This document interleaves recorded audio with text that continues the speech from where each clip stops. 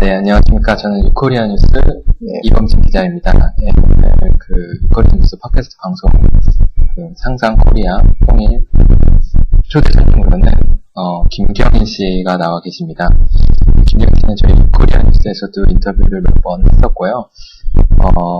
중국에서도 몇 년 있어봤고, 한국에서도 성공적으로 정착하고 있는 그런 훌륭한 분입니다. 오늘 김경인 씨 모시고 이야기 나눌 텐데, 먼저, 자기소개 부탁드립니다. 네, 안녕하세요. 소개받은 김경일 학생입니다. 현재, 연세대학교 중어중문학과 4학년에 재학 중이고, 평범한 학생입니다. 네, 오늘 또 유코리아 뉴스의 30까지 오게 돼가지고 너무 기쁘고 또 좋은 경험이 되는 것 같습니다. 네. 감사합니다. 바쁘실 텐데 나와주셔서 감사합니다. 아닙니다. 저야 영광입니다. 네. 본론으로 들어가겠습니다. 예. 중국에서 몇 년 정도 사셨어요? 제가 중국에서 한 7, 8년 정도 체류를 했었습니다. 어렸을 때 중국으로 오신 거네요? 예, 9살 때 부모님을 따라서 이제 첫 탈북을 했다가 11살 때 다시 중에서 잡혀서 북송당했죠.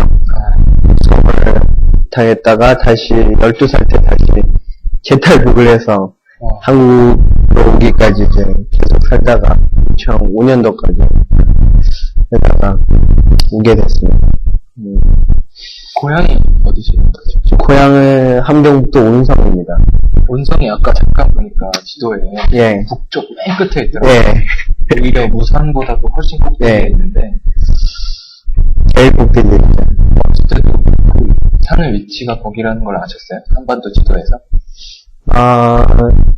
정확히 기억은 안 나지만 끝쪽이라는 거 알고 있었어요. 네, 가장 끝쪽이라는 거. 끝쪽이라서 오히려 좀 탈북하기 쉽고 그랬던 건가요? 그렇죠. 아무래도 내륙에 있는 것보다 접근성이 좋으니까 온성이 두만강과 이제 크게 거리가 차이가 안 나니까 네. 그래서 탈북하기가 좀 수월했던 것 같습니다. 지금 독자들이라든가 가장 궁금한 것은 아까 잠깐 말씀하셨지만 북송됐다가 재탈출을 하셨다고. 당연하죠. 가능하니까 제가 지금 이렇게 있는 거고 그리고 수많은 북송됐다가 이제 재탈북 하신 분들이 많기 때문에 이건 우리 사실이고요. 그때 이제 어린 나이였으니까 수용소? 관리소? 예, 직결소. 네, 직결소 생활이 좀 힘들었을 것 같은데 어떻게? 그때 이제 11살이었으니까 당시 북송될 때는 저희 가족이 다 북송이 됐는데 이제 북한에 딱 도착을 하자마자 갈라지게 됐어요. 왜냐면은 부모님은 또 따로 신분을 받아야 되고 저희 같은 경우는 이제 저랑 누나가 이제 있었는데 어리니까 한 일주일 동안 그냥 보육부에서 주사를 받고 그리고 이제 저희가 이제 재판을 받거나 이런 최종적으로 이게 석방이 되려면 자기 본고지로 가야 되는데 저는 이제 북송될 때 양강도로 나갔어요. 자강동가 양강동 강계라는 곳이었는데 거기서 이제 오성까지 가려면은 정말 멀잖아요. 그리고 이제 북한 같은 경우 교통편들이 좋은 것도 아니고 기차 한번 타면 보름 한 달은 금방 가는데 그렇다 보니까 이제 고향에서 호송이 와야 되고 하는데 호송을 기다리는 기간이 그렇게 오래 걸립니다. 한 6개월 정도 이제 직결소 생활을 했었는데 밥은 어떻게 먹었어요? 밥은 어떻게 줘요? 주죠. 주니까 뭐 먹고 살았지. 주는데 네. 밥이 뭐 이렇게 우리가 상상하는 그런 밥이 아니고요. 정말 소량의 거의 뭐 몇 그램도 안 되는 그 정도의 그냥 옥수수를 먹을 때도 있었고 그랬던 것 같아요. 네. 저는 이렇게 똥 옆에서 별표도 있었다고. 네, 지금은 상당히 유쾌하게 얘기할 수 있는 부분이지만, 당시에는 상당히 괴로웠습니다. 이렇게, 짬이 안 나요? 예, 그렇죠. 이게 제가, 호송을 이제 거쳐 가다 보니까, 온성까지 가다 보니까, 함경북도 도직결소에 가게 됐어요. 청진 도직결소가 있었는데, 거기는 이제 제가 환자호동에 있었는데, 노동력이 별로 없다 보니까, 환자호동을 이렇게 배치를 해줬는데, 거기 이제 사람들이, 환자고 이제 거의 죽어가는 사람들이니까, 이 대소변을 이제 뭐 어디 화장실로 가서 보는 게 아니라, 방 안에서 이제 창문 이제 밑에 이제 구석에다 이제 대소변을 보는데, 겨울이라서 그게 막 다 얼어가지고 쌓아지고 성처럼 벽을 쌓아지고 있었는데, 거기에 이제 들어가는 순서가 있는 거죠. 호실에도 들어가면은 그러니까 짬이 안 피면은 일단 가장 열악한 그쪽에서부터 혼자서 이제 시작하는 거죠. 그리고 제 뒤에 또 들어오면 제 자리를 대체하고 저는 좀 더 올라가고 이런 식으로 됐었던 것 같습니다. 지금은 이렇게 웃으면서 말하지만 당시에는 거의 지옥과도 같은. 그렇죠. 근데 전체적으로 생활이 너무 힘들고 이제 고되고 지치고 진짜 하다 보니까 그런 일정한 한 부분에 대해서 뭐 이건 너무 안 좋대라고 생각할 여유나 뭐 그런 게 없었던 것 같아요. 그냥 전체적으로 그냥 너무 힘들고 그냥 힘든 것만 그래서 그냥 괴로웠던 것 같아요. 이렇게 열악한 상황 속에서 어떤 인간이 처할 수 있는 극단의 상황 속에서 혹시 거기서 이렇게 사귀게 되는 우정이라든가 그러니까 뭐 아저씨들이라든가 아니면 너무 극단에 처했기 때문에 자기밖에 모르게 된다거나 그러니까 그런 거가 있을 것 같은데 사실 뭐 영화나 이런 데서 보면은 어려울수록 이제 옆에 돕는 사람이 같이 있고 동료가 생기고 한다고 하지만 저는 개인적으로 저 자체가 이제 그 안에서는 굉장히 이기적이 될 수밖에 없고 이제 남을 챙길 수가 없어요. 남을 위해서 다른 사람의 고통을 이렇게 공유할 수 있는 그런 마음이 없었던 것 같아요. 그게 그럴 수밖에 없고 그럼에도 이제 안에서 이제 가끔 아저씨들이나 이제 제가 하도 어리고 이제 그러다 보니까 챙겨주시는 분들도 계시고 그런 부분에 상당히 고맙죠. 그러니까 인간이다 보니까 어쩔 수 없는 거예요. 뭐 군대에서도 아무리 성격적인 사람도 군대 가면 초코파이 하는데 진짜 어쩔 수 없는 거. 뭐 그런 극단의 상황을 경험했기 때문에 어떤 한국에 와서나 아니면 중국에서의 사람들이 약간 가식적으로 보이지 않았어요? 어떤 부분에 뭐 이렇게 사람들도 그런 상황이 오면 똑같이 될 텐데 괜히 막 이렇게 품위 있는 척하는 사람들도 있고 약간 뭐 그러니까 잘 편안할 때는 평화를 부르짖을 수 있고 이런 걸 할 수 있지만 모든 게 가능하잖아요. 상황이 편하고 할 때는. 근데 정작 이제 자기가 고난을 받고 시련을 받는 그런 상황이 되면은 장담하기가 어렵죠. 그런 부분에서 다 사는 게 사실 다 그렇지 않겠어요. 뭐. 그럼에도 이제 이런 거 한다는 게 참 고맙죠. 이런 좋은 마음을 가지고 이제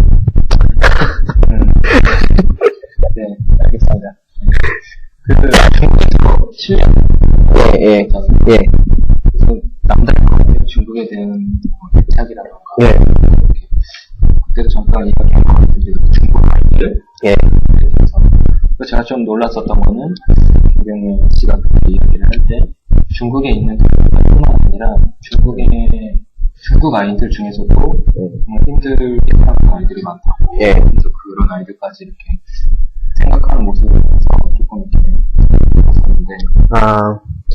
저는 이제 개인적으로 중국에 대한 애정이 상당히 편이에요. 왜냐면은, 물론 중국에서 이제 복성도 되고, 뭐 이런 경험도 있지만, 제가 이제 성장기죠. 이제 그 청소년기를 중국에서 보내고, 또 중국에서 학교도 다녀봤고, 그리고 사실 그 기간 동안 이제 사람이 감정적으로 굉장히 풍부한 감성을 가지고 있는 시기인데, 그 시기를 이제 중국 친구들과 같이 보내다 보니까 중국에 대한 애정이 깊은 편입니다. 그래서 다른 분들은 어떤지 모르겠지만 저는 이제 중국에서 살 때 그동안 뭐 많은 그 일상적이고 중국의 그 가장 밑바닥에 있는 사실 모든 사회가 가지고 있는 문제지만 이건 이제 개인적인 경험이죠. 그러니까 중국에서 그거에 대해서 이제 더 생각을 많이 하게 되고 저는 개인적으로 탈북자였기 때문에 중국에서의 그 탈북 아이들, 탈북 고아들에 대해서는 이미 의무적으로 이제 그런 부분에 대해서 많이 생각을 하고 있고 그 외에 이제 제가 중요시하는 것들 중에 하나가 이제 중국에서 이제 중국의 중국고아죠. 중국고아인데 버려지는 아이들이 많나요, 중국에? 네, 맞습니다. 제가 대부분 이제 학교를 이제 못 다니게 되면서 밖에 나와서 이제 생활을 하면서 대부분 만났던 아이들이 부모가 없고 이제 고향도 불분명하고 뭐 자기 신분도 없고 그런 아이들이었습니다. 탈북자와 별반 다르게 그렇죠. 근데 이제 사실은 그런데 어떻게 보면 또 다르죠. 탈북자는 어떤 그런 다른 차이가 있고요. 그런 걸 이제 많이 봐오다 보니까 그 아이들과 이제 같이 성장하고 커가고 지금도 많이 연락을 하고 있습니다. 지금도 이제 친한 관계를 유지하고 있는데 그 아이들을 보면서 똑같은 아이들이고 잘하고 하는데 저는 이제 한국에 와서 이제 정착하고 나름대로 새로운 터전에서 이제 살아가고 있는데 그 아이들은 또 그렇지 않거든요. 계속해서 불행의 연속이에요. 뭐 결혼을 하고 또 아이를 낳고 해도 계속 배물림 되고 그 변화가 자기 인생의 그 변화를 가지기가 참 어려운 그 아이들도 많고 그런 것 같아요.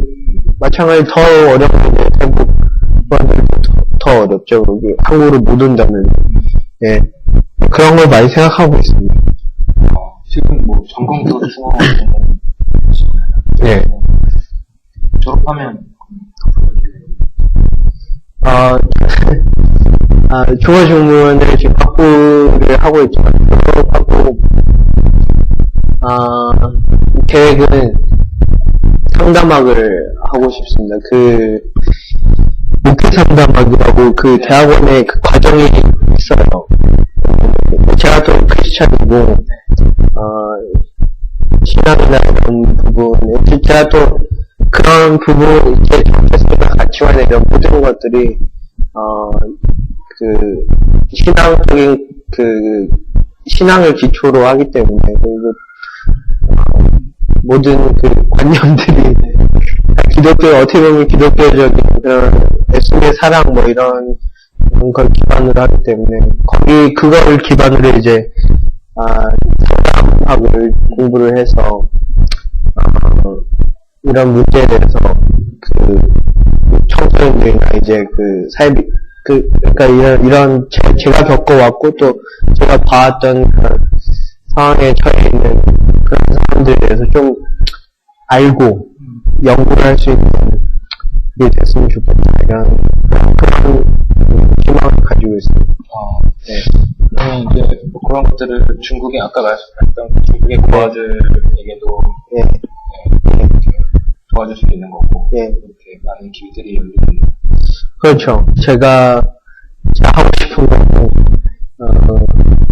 하고 싶습니다. 이거는 사실 그 사람이 제가 옛날에도 그랬고 어릴 때는 이런 꿈을 가지고 있었는데 한국에서 학교를 다니면서 또 한국 사회를 접하고 이제 하다 보니까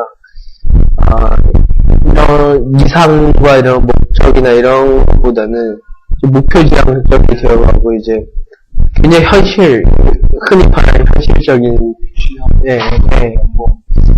돈과 이제 관련된 그런 생각을 많이 했었는데 저도 이제 한동안 한 6개월 동안 상담을 받으면서 저 스스로도 많이 저 자신에 대해 생각해보고 이제 또 기도도 많이 하고 하면서 이게 이제 저는 원래 가지고 있었던 그런 이런 것들인데 그걸 한동안 잊고 있었다라는 그걸 이제 알게 됐어요. 그래서 지금은 꼭 이걸 해야겠다. 그러니까 아까 말씀드린 상담학을 해가지고 좀 많은 사람이 알아야 될 거 아니에요. 이 아이들이 어떻게 자라나고 또 심리적으로 어떤 그 어려움이나 이런 걸 겪고 있고 이게 어떻게 일상의 생활을 미치고 그리고 그 사람들의 미래에 어떤 영향을 미치는지 이런 것들을 좀 사실 다 어렵게 해서 모든 사람이 다 바쁘고 어렵게 살다가 관심을 안 가지는데 제가 하지 않으면 누가 하겠나 뭐 이런 일종의 사명감이자 또 꼭 제가 해야 되는 하나님이 저한테 주신 달란트라고 생각하고 하고 싶습니다. 비전이 아주 확고하네요. 네, 저는 근데 이 부분에 대해서는 전 자신합니다. 비전 부분에 대해서는. 가끔 이제 목적의식이 너무 너무 뚜렷하다. 그것보다 좀 현실적인 대안 이런 걸 해야 된다는 얘기를 많이 듣지만, 이게 뚜렷하지 않으면 그 현실적인 부분도 제대로 볼 수가 없다고 생각합니다. 그래서 여전히 꿈을 꾸고 있습니다. 크리스찬이라고 하셨는데 네. 중국에서 선교사님 만나셨다고. 네.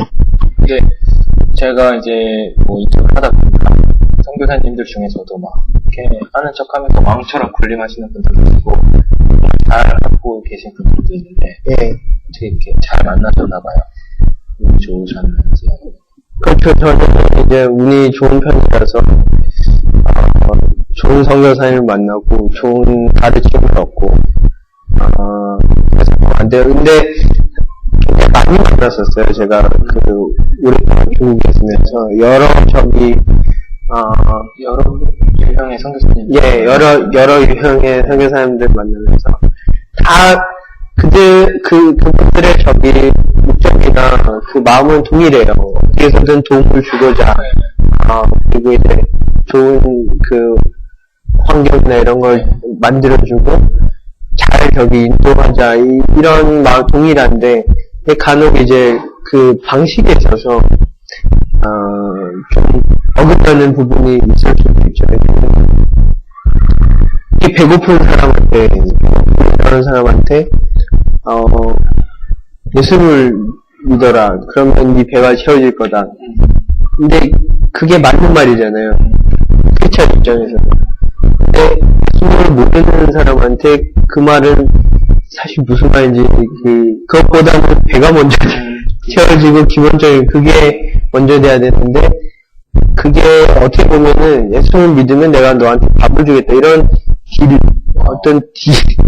일종의 거래가 되어지고 그러다 보니까 이제 많은 사람들이 이제 거짓 신앙을 가지게 돼요.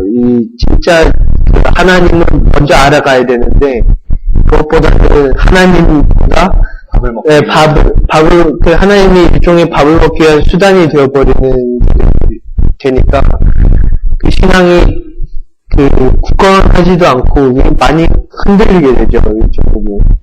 그리고 이제, 진정성이 이렇게 서로 상통하고 해야, 사역이나 이런 것, 제가 이런 평가를 하면 절대 안 되는 것인데. 평가 많이 해주세요. 평가를 많이 그 진정성이 이제 상호적이 돼야 되는데, 서로 이 소통 부분에서 이런 것들이 방식이나 이런 사고 차이에서 많이 차이가 있는 것 같아요. 그래서 겉으로 보이기에는 굉장히 참 아름답고 평화로운 것일 수도 있지만, 그러니까 청소년이나 고안의 애들 같은 경우는 자기 좋고 나쁨의 감정 부분을 스스로 억제하는 부분이 굉장히 많거든요. 일종의 펠주나라고 가면을 항상 쓰고 있는 그런 상태에서 어떻게 하나님을 진정성이 진짜 인간적으로 하나님을 만나기가 참 어려운 것 같아요. 그런 상황에서. 이런 것들이 좀 변화하고 좀 됐으면은, 근데 이게 그래서 경험이 중요하고 이제 아는 게 중요한 것 같아요. 마음만 있고 열정만 있고 이것만 가지고 뭔가 이런 사역을 하거나 탈북자에 하는 게 성취지향적만 이런 성과나 이런 걸 하면은 잘 될 수도 있겠죠. 근데 그쪽으로 깊이 들어가 보면은 멀리 가보면은 또 그렇지 않을 수도 있다는 걸. 그리고 또 열심히 이제 했는데 이게 고마움을 받아야 되는 입장에 고맙다는 소리를 들어야 되는데 오늘 그렇지 않은 경우가 많을 거예요. 보면은 그런 분들도 많고 정말 너무 헌신적으로 했는데 이게 그 사람은 그 헌신의 희생과 헌신에 대해서 받는 사람은 이해를 못하는 그게 서로 이걸 알아야 되는데 그래서 헌신하고 희생하는 것도 효율적으로 할 수 있으면 좋겠다. 그리고 그런 생각 많이 가지고 있습니다. 그래서 이런 일을 하고 싶고 그래서 제가 하고 싶은 거고 또 이 아이들에게 진짜 하나님을 진짜 만날 진짜 저는 근데 개인적으로 선교를 한다고 해도 탈북자 선교나 중국 아이들 선교나 한다고 해도 성경책을 들고 가지는 않을 것 같아요. 그냥 제가 정말 하나님, 예수님의 모습을 가지고 제가 예수님처럼 예수님의 삶을 사는 거 그게 보여줬으면 좋겠어요. 그 아이들이 그냥 삶 없어. 네. 그런 삶을 살고 싶어요. 그래서 이런 생각을 하는 것 같아요. 그런 삶을 살고 싶어요. 아무래도 또 이렇게 청소년 시기에 같이 살아봤으니까 그런 같이 살다는 개념이 어떤 건지 다른 사람들보다 더 잘 할 수 있을 것 같아요. 선교사님들 많이 있는데 요즘에 이렇게 들리는 소리는 되게 안 좋은 것 같더라고요. 그러니까 예를 들면 중국 선교사다, 탈북자들 돕는다 하면서 교회에서 100만 원씩 매달 받는데 막상 한지 가면 월 30만 원이 사역을 할 수 있는 정도고 그러면 나머지 270만 원의 행방은 잘 모르는데 그거에 대해서 이제 선교사님한테 여쭤보면 극비다 이거는 보안이기 때문에 안 된다 이런 경우도 있고 그러니까 약간 이렇게 그러니까 중국 선교나 중국 사역이 좀 성공하려면 신뢰도를 좀 높여야 될 것 같은데 좀 이렇게 제가 이런 문제를 제가 기독교에 있는 사람도 아니고 사실 이런 부분에 대해서 제가 언급을 해야 되나 말아야 되나 잘 모르겠고 왜냐면 이게 제가 보기에 아까 말씀하신 거 한 달에 실제 300을 가져다가 실제 탈북자 당사자들한테 사용되는 건 30이다라고 말씀하셨는데 그럴 수밖에 없는 게 이 선교사님들이 중간 단계를 많이 거쳐야 되잖아요. 중국에는 이제 동해안 나라 자체가 이제 법적으로, 제도적으로나 이런 개방되어 있지 않고 직접적으로 이 탈북자 사역을 할 수 있는 그게 안 돼 있는 것 같아요. 특히나 한국 선교사님들 같은 경우는 그래서 이제 중간에 뭐 조선족이나 뭐 어떤 다리를 도와줄 수 있는 그런 역할을 해주는 단계가 좀 많아지는 것 같아요. 그래야 최종적으로 탈북자 당사자한테 도움이 가는데, 그 비용이 너무 많이 든다는 거죠. 목적에 비해서 중간 단계가 너무 많이 들기 때문에. 제가 만약에 하게 된다면, 그게 필요하다고 느껴지고요. 제가 만약 하게 되면은, 굳이 어떤 단계를 거치지 않고, 왜냐면 제 자체가 지금, 중에서 거의 중국인으로 살 수도 있는 그런, 가지고 있기 때문에, 그냥 30년, 근데 제가 그대로 이제 할 수 있는, 그런 조건이 된다고 생각해요. 그래서, 이런 일은 제가 해야 되지 않나. 물어보셨어요. 정현 씨한테 맡기면, 맞으면, 줄여서 도울 수 있지 않냐? 예. 물어보려고 했어요. 왜냐면, 거기서 거의 현지인처럼 계속 살았고, 예. 정보는, 이천 씨 좀 궁금해지는 게 있는데, 예. 중국어 실력을 좀 보고 싶어요. 중국에 있는 친구들한테 한 두세 마디. 아니면, 중국에서 좋아했던 여인에게 다시 한번 사랑 고백을 한다든지. 깊은 한숨이 나오고 있어요. 좀 상당히 뻘쭘해요. 알아듣는 사람 없으니까. 그리고 저희 방송이, 이제 세계로 가고 있어요. 이제 IP 주소 유입되는 게 다 보이거든요. 예. 중국, 일본, 미국, 그럼 무슨 얘기를 할까요? 혹시? 친구 얼마 전에 친구 결혼해서 갔다 왔잖아요. 예. 친구 결혼 축하하고. 치열해. 终于结婚. 여기서 잘해야, 중국 성교사가 소원도 많이 받고. 우리 중국어 실력을 뽐내야 돼요. 현지确实不知道你结婚愉快还是不愉快，这是我不能确定的，但是我觉得结婚是一个好事然后成家生孩子成家然后过上一个安定的生活是非常好的事情，所以虽然你有你的梦想，有你的目标，但是你已经结婚了，你也有你的家庭了，我觉得不可以再像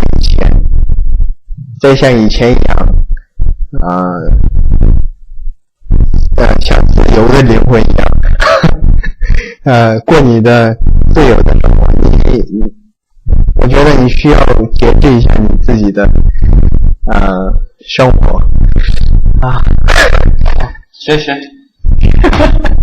제가 사실 그 친구가 안 그랬으면 좋겠어요. 이 얘기를. 잘 모르니까. 여기보다는 결혼을 했는데 이 친구가 원래 굉장히 자유롭게 사는 친구였는데 결혼을 하면 이제는 좀 가정을 위해서 또 안정적으로 살아야 되니까 좀 그런 얘기였어요. 어때요? 자유를 갖고 결혼하고 싶어요? 저는 나이가 25입니다. 지금. 예. 자유를 보고. 근데 저는 이제 만약에 결혼을 하게 된다면 제 꿈과 이런 이런 일을 하게 되면은 굉장히 어떻게 보기에는 저한테는 이게 굉장히 현실적으로 굉장히 안정적인 거지만 다른 일반인들에게 보이기에는 이게 굉장히 불안하고 불안정적이고 항상 어디 또 돌아다니는 것 같고 그런 느낌을 줄 수 있기 때문에 저희 이런 꿈과 이제 앞으로의 삶에 대해서 이해를 해줄 수 있는 사람을 만나야겠죠. 근데 만약에 그런 사람 만나지 못해서 만약 그냥 결혼을 하게 된다면은 그 상대방에게도 불행한 거고 그리고 저한테도 불행한 거겠죠. 제가 해야 될 거 못하니까. 그럼 이렇게 여행 좋아하는 여자를 만나면 근데 저는 사실 여행과는 개념이 다르잖아요. 네. 여행이라기보다는 여행은 항상 돌아오게 되잖아요. 떠나다가 집으로 돌아와야 되는데 저는 어딜 가면 거기 정착해야 될 수도 있는. 네. 좀 잘 만나야 되겠고. 네. 네. 지금 아직은 없습니다. 또 지금 고백시킬까봐 없습니다.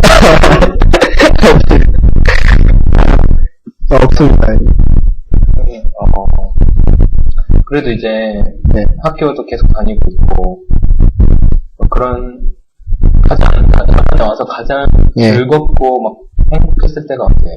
그러니까 이렇게 이게 진짜 좋은 거구나, 이게 즐거움이라는 거구나, 말이죠. 지금은 제일 즐겁고 행복한. 항상 좋은 것 같아요. 전에는 뭘 해도 그렇게 즐거운 편은 아니었던 것 같아요.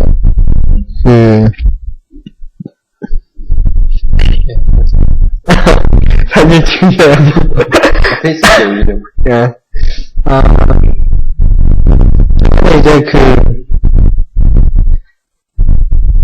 이제 앞으로의 그게 뚜렷하지 않으니까, 대학교를 입학을 해서 다니고 있음에도, 그러니까 남들이 얘기하는 그 현실을 저한테도 현실이라고 이제 착각하고 있었던 것 같아요. 그러다 보니까 답답하잖아요.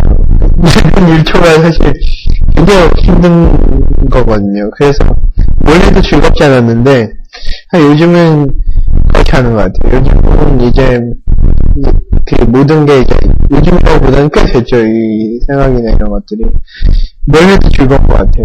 이게 정리가 되고 하다 보니까 삶이 의미가 있어진 거죠. 최근에 또 이렇게 통역 예. 이틀 해서 지금 페이를 많이 주셔가지고 좀 고맙습니다. 아버님. 중국어를 한다는 거, 네. 그리고 이제 한국에 정착하게 됐다는 거, 네. 어떻게 보면 경현 씨가 믿는 그런 하나님이 경신 바가 있으실 것 같네요. 네, 저도 그렇게 생각하고 있습니다. 제 인생이 제가 겪은 이런 것들이, 만약에, 제가 지금 하고자 하는 것에 이렇게 쓰임을 못 받는다면은, 정말 그 인생, 그 모든 것들이 그냥 낭비인 것 같아요. 너무 비효율적이고, 쓸모가 없는 거죠. 그러면, 하나님은 그걸 저한테 왜 주셨겠어요? 경험을 왜 주시고, 왜 이런 생각을 주시고 그러겠어요. 저는 하나님의 뜻이고, 그리고 제가 꼭 해야 되는 거라고 생각을 하고 있습니다. 비록 이제, 저와 동일한 조건에서 저보다 더 훌륭하신 분들도 너무 많습니다. 저는 정말 아무것도 아니지만, 제가 가능하다고 하는 이유가, 제 마음이 그렇기 때문에, 아무리 좋은 조건을 가지고 있고, 아무리 이런 더 훌륭하신 분들일지라도 이 일을 하겠다는 마음이 없으면은 아무 소용이 없는 거죠. 그래서 저는 그런 이 부분에 대해서는 좀 네. 여기서 돌발 질문 하나 드리겠습니다. 예. 돌발 질문이요? 있는데 네. 술 마셨어요? 그거에서 그런 거예요. 직장 같은 데 가면 교회 다녀서 술 안 마셔 이런 분들 좀 있잖아요. 네. 윤수 술을 좋아하시는 것 같아서.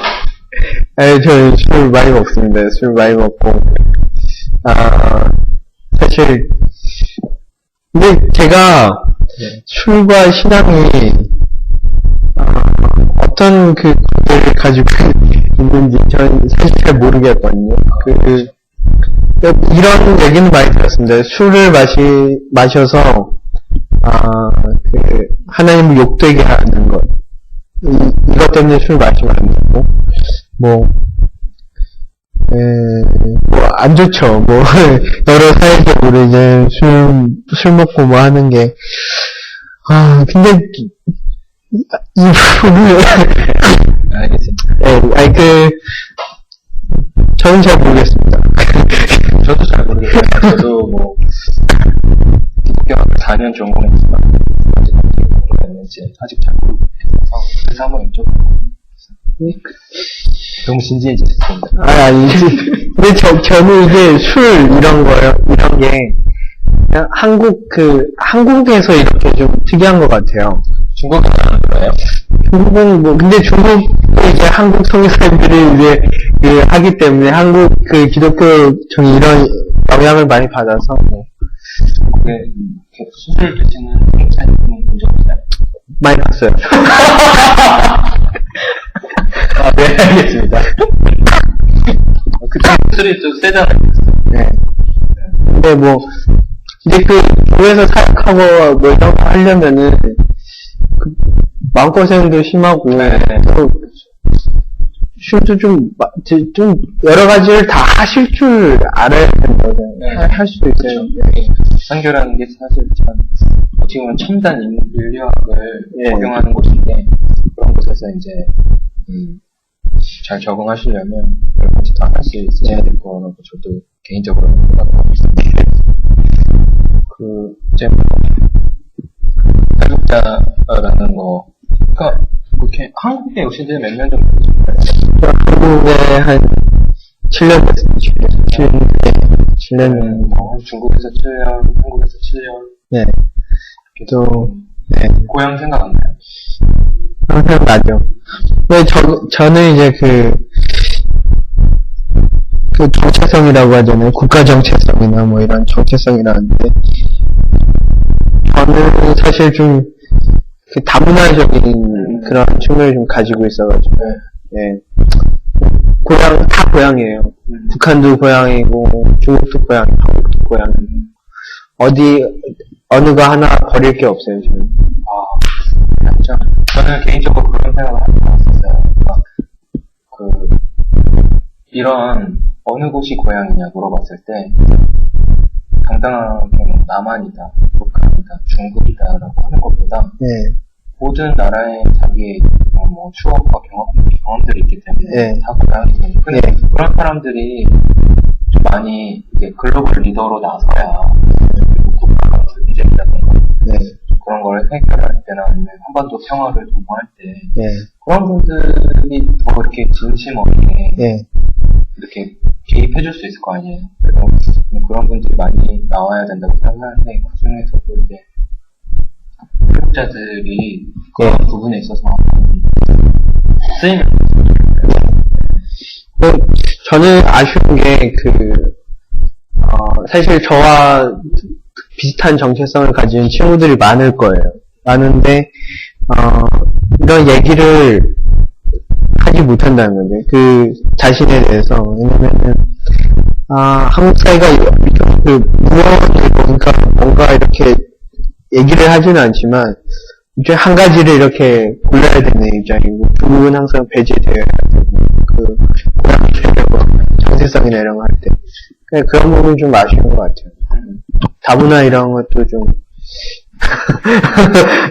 그러니까 그런 감각을 가진 이제 리더들이 많이 나와야 될 것 같습니다. 네. 좋습니다.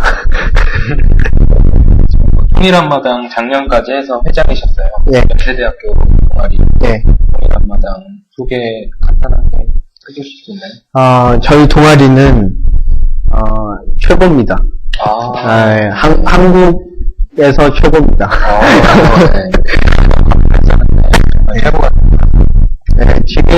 지금 점점 더 좋아지고 있고요. 이제 한 단계 더 발전해가고 있는 과정이고, 대부분 이제 한국 국내 대학교에 있는 그 동아리들이,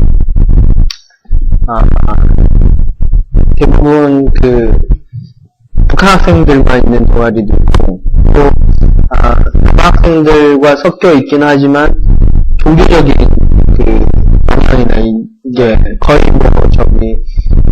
기독교 동아리 형식으로 이제 운영이 되는 그런 것들이 있는데, 저희는, 저희 연세대학교 통일한바탕은 다른 뭐냐면, 종교적인 것도 배제하고, 그리고 정치적인 것도 배제하고, 그리고 또 연구적인, 그러니까, 간혹 그런 분들이 계세요. 너무 자기 연구 활동을 위해서, 개인적인 걸 위해서,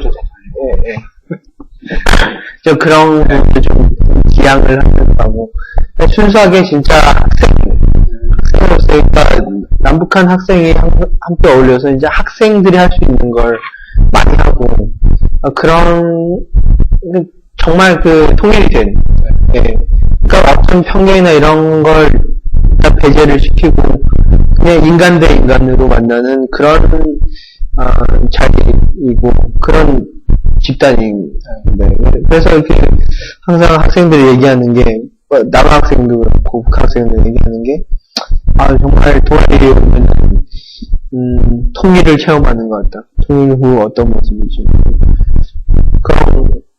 사실 어떤, 성향을 가지고 있으면은, 어떤 색채를 가지고 있으면은, 진정한 통일이라기보다는 그냥, 목적을 가진 어떤 집단이 될 수가 있는데, 사회 안에서. 그런 것보다는, 그냥 인간 대 인간으로 그냥 만나는 그런 동아리라서, 저는 자부합니다. 이 동아리에 대해서 최고라고 자부할 수 있습니다. 최고라는 거를 좀 인정할 수 있는 게, 그때 통일한바탕에 취재를 갔었잖아요. 네. 저는 손님으로 간 거였는데, 취재하러 간 거였는데, 저한테 축배권을 주더라고요. 이 동아리는, 언제 갔다고 나한테 축배권을 주나. 그래서, 대단하다, 그런 말을 했었는데, 이쯤에서 또 돌발줍니다. 동아리 활동하면서, 이성적 호감을 가졌던 사람이 있다. 지금 없더라도, 있었다. 네. 동아리 친구들, 추적 들어가나요? 어려운 건 없었어요? 그런 거 막, 귀는 흔들리고 뭐 이런데? 아니요. 그런 거 없었어요. 제가, 여자 관계는 또, 확실해요? 확실합니다. 확실하게, 이제 스스로 혼자 스스로 정리를 잘 합니다. 짝사랑을 많이 해봐서. 남자는 한번 할 수 있지 않나요? 좀 그러고 싶습니다. 한 번쯤 이렇게 막 고백도 해보고, 멋지게. 그렇게 잘 안 되네요. 감당하기가 어려워서. 술 마셔 그러고. 근데. 거기까지 안 나요? 네, 술 먹고 하는 고백은 좀 좀 많이. 긴장 듣는 사람 입장에서도. 준비하고 있어요? 고백을?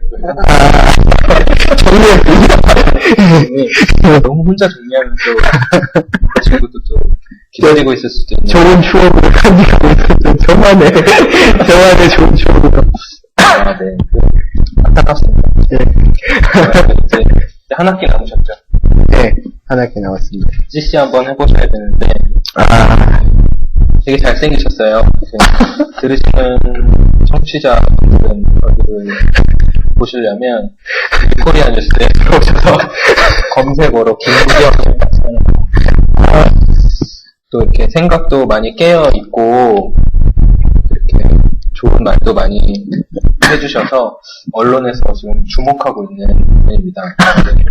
찾아보시고 절대 아닙니다. 사진을 검색해보시고 이렇게 관심이 있다, 호감이 간다 하시는 그 여성분들은 코리아 뉴스로 메일 보내주시면 따로 연락처를 알려드리도록 하겠습니다. 참 요새 그러니까 저는 탈북자분들이 참 고마운 게 네.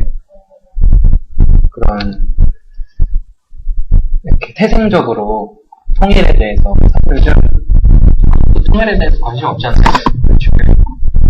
아무도 관심 없고 뭐 통일 이야기하면 뭐 재미없어 하고 네. 또 실제로 연구나 뭐 이렇게 이야기하는 사람들도 재미없게 하는 것 같고 네. 뭔가 새로운 담론들도 없고 네. 그러다 보니까 점점 더 국민들의 관심 속에서 잊혀져 가는 것 같은데 그나마 탈북자분들은 태생적으로 어쩔 수 없이라도 통일에 대한 상담을 받고 사시는 분들이잖아요. 네. 영희 씨도 마찬가지고. 그렇죠. 사실 탈북자가, 장기적으로 보면요.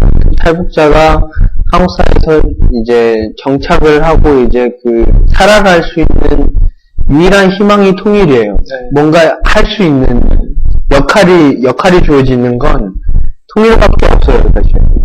탈북자가 할 수 있는. 그러니까 어떻게 보면은, 통일하는 게 곧 사는 거고, 네. 곧 탈북자가 살아남는 길이고, 또, 탈북자가 그러듯이, 저는 그래요. 이게, 한반도가 통일을 못하면은, 못하고 그냥 살 수는 있어요. 네.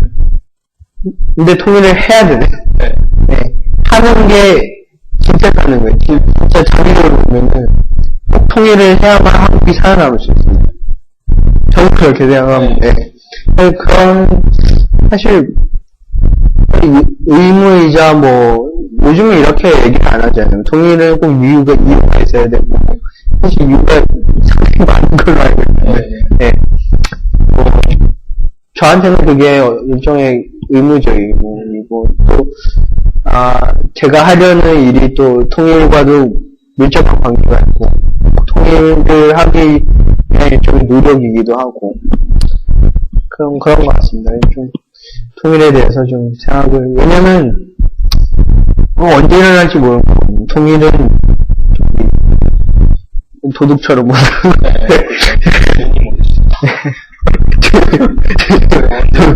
예. 좀 민감한 질문일 수도 있는데, 네. 최근에 이제 여러 가지 일들이 있었어요. 네. 탈북자 출신의 어떤 비례대표 정치 네. 탄생을 하고, 네. 또 얼마 전에 또 보니까 7월 달에는 탈북자 출신 교수님도 통일교육원, 하나의 통일교육원 교수로 임명이 됐더라고요. 점점 이렇게 활약을 하고 있고, 이제 또 곧 있으면 12월에 총선이 있습니다. 네. 이제, 보통 사람들이 생각하기에 이제, 뉴스나, 네. 탈북자분들 이제 단체 의장들이, 네. 약간 이제 보수, 네. 말이죠. 네. 또 청년들은 또, 청년 분들 관계에서, 네. 의견이 다 다르고, 하는 건 아니고, 네. 진보적인 실체 분들 계시지만, 네. 좀 바꾸시려는 것 같기도 하고, 어떠세요? 대학생으로서, 탈북 대학생으로서 한국의 어떤 정치적 지형이라든가 정치적 그런 상황에 대한 느낌. 글쎄요, 이 부분 좀 민감한 문제이기도 하고 하지만 제가 다양한 의견이 갖고 있을 수 있는 게 민주주의니까요. 네. 사실 이제 학생들은 이제 젊잖아요. 또 학교 이제 공부하고 이렇게 하다 보니까 진보 성향을 좀 많이 가지는 것 같아요. 근데 이제 교수님 중에 그런 분들이 많은가 보죠. 근데 요즘 보통 대학교 교수님들은 대부분 다 진보 성향이 아니고, 왜냐면 7, 80년대를 살아오신 분들이고, 겪어오신 분들이기 때문에, 진보 성향이 강한 것 같아요, 대학은. 또, 타부 학생들도 거기 영향을 많이 받는 것 같고, 네. 것 같은데, 생각은 그런데, 근데 이제 정작 투표를 한다고 하면, 관표를 어디에 넣을까, 이거는, 자기만 아는 거. 네, 좀, 그렇죠. 왜냐면은, 북한 인권 문제나, 사실 이런 것들이, 중요하잖아요. 중요하잖아요. 이게 대두가 되고, 진보의 그 어떤 진보 정신과 또 보수의 그런 보수 정신 뭐 이런 거와는 전혀 별개로 북한 문제는 따로 이렇게 부상하다 보니까 그걸 어떻게 다뤄주냐에 따라 가지고 그 아마 표가 나눠지는 것 같아요. 이런. 근데 대부분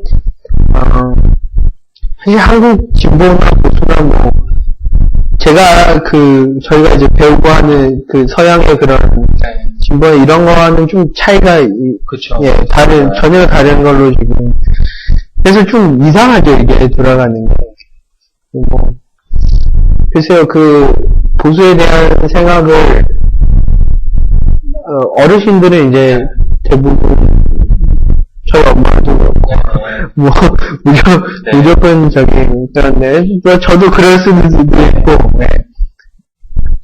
인권 문제 관련해서는 그럴 수 있고 뭐 다양한 것 같아요. 사실 두 가지를 다 가지고 있어요. 탈북자가 진보와 사실 그 북한을 보는 입장인 거잖아요. 어떻게 보면 간단히 얘기하면은 북한을 보는 입장인데 애냐 증이냐 이거잖아요. 탈북자는 애증을 다 가지고 있어요. 북한에 대해서. 그래서 굳이 하나를 선택하는 게 참 난감하게 만드는 거죠. 탈북자한테 이걸 선택을 강요하는 건 현명하게 잘 대처할 거라 생각합니다. 그렇죠. 약간 이렇게 북한 문제 또 그러면 또 약간 이분법적으로 사람들이 보는 경향이 더 큰 것 같아요. 네. 그런 부분들이 있어서 저도 뭐 깜짝 놀랐던 거는 이제 맨날 이렇게 북한 욕이라서 네. 맨날 북한 욕하고 빨갱이 막 이러면서 북한 욕했던 사람들이 북한 도착 엄지가 있네. 그런 애증 어쨌든 도착이 있는 거니까 그런 것들 그 북한에 대한 감정이 풍부한 사람들이 많이 이렇게 나와야 되고 그런데 내가 너 북한 도우려고 그래? 너 빨갱이 너 모습 이렇게 너무 정치적으로 프레임에 갇혀 있는 것 같은 느낌이 있어요. 안타까웠는데 좀 그런 생각을 갖고 계시군요. 네. 그 북한 인권 문제에 나와서 이제 잠깐 이야기를 하는데 사실 진보적인 부분, 진보적인 입장에서 북한 인권을 얘기 안 해요. 네. 맞습니다. 탈북자에 대해서 거의 관심이 없죠. 없고. 네. 어떻게 보면 뭐 진짜 심각한 건데 그냥 자체가 약간 요즘에 최근 들어서 조금씩 뭐 이제 뭐 토론회도 하고 조금씩 관심 갖는 것 같긴 해요. 네. 이제 지금까지 너무 모아지지 않기 때문에 그런 부분들도 이제 탈북자분들 진보적인 생각을 갖고 있더라도 그런 부분들 때문에 많이 서운했을 것 같고 네. 여러 가지 입장들이 있습니다. 사실 이게 좀 북한 인권 문제나 이런 거는 사실 진보 측에서 더 많이 다뤄줘야 되는 부분인데 오히려 보수가 하고 있다는 거예요. 이게 좀 근데 또 보수는 항상 또 이제 이런 문제를 정치권이나 이런 데서 일종의 수단으로 생각하고 있으니까 좀 이쪽에서나 저쪽에서나 네. 약간 이렇게 평가하는 느낌, 네. 이용당하거나 네. 무시당하거나 하는 느낌 때문에 약간 그렇죠. 힘든 거네요. 예. 좀 진정성 있게 다가와주는 사람이 있으면 좋은데 코리아 뉴스가 열애에서 아직은 미미하지만 노력을 해보도록 하겠습니다. 네. 저희도 참 욕을 많이 먹어요. 뭐 진보적인 분들 취재하면 니네 막 그러냐, 뭐 보수적인 분들 취재하면 니네 그러냐. 어느 한쪽에 치우쳐야 이게 후원을 많이 받을 수 있는데 또 현장에 계시니까 그런 부분에 대해서는 또 어느 한쪽으로 치우치지 못했기 때문에 저희가 후원을 못 받고 있습니다. 그래서 좀 이렇게 중도적인 분들이 많아지고 진정성을 정도면은 양쪽에서 다 해줘야 되는데 양쪽에서 다 도움을 줬으니까 이렇게 이렇게 기르는 수밖에 없는데 아무튼 탈북자 뉴스이기 때문에 탈북자들의 상황과 그리 다르지 않은 것 같아요. 네. 그래서 저도 잘 이해하고 있고 최대한 탈북자분들을 원하기 위해서 저는 노력하지만 노력하고 있습니다. 코리안 뉴스가 진짜 정말 편합니다. 이게 또 쿨하게 마무리가 되는 건가요? 마지막 저희 뭐 한마디 프로포즈라든가. 사랑합니다. 누군가에게 사랑합니다. 오랫동안 지켜봐왔습니다. 오랫동안 좀 오래 됐겠죠. 한 2년을 지켜봐왔습니다. 제가 그때 통일한마당 한번 갔을 때, 몇 명, 경인 씨가 좋아할 만한 분들이 몇 명 있긴 하더라고요. 아무튼, 결과가 잘 되면, 네. 한번 더 나와주세요. 두 분이 같이 나와서, 여러 스토리도 얘기해주시고, 네. 알겠습니다. 알겠습니다. 예, 감사합니다. 지금까지, 유코리아 뉴스 팟캐스트 방송이었습니다. 감사합니다. 고맙습니다.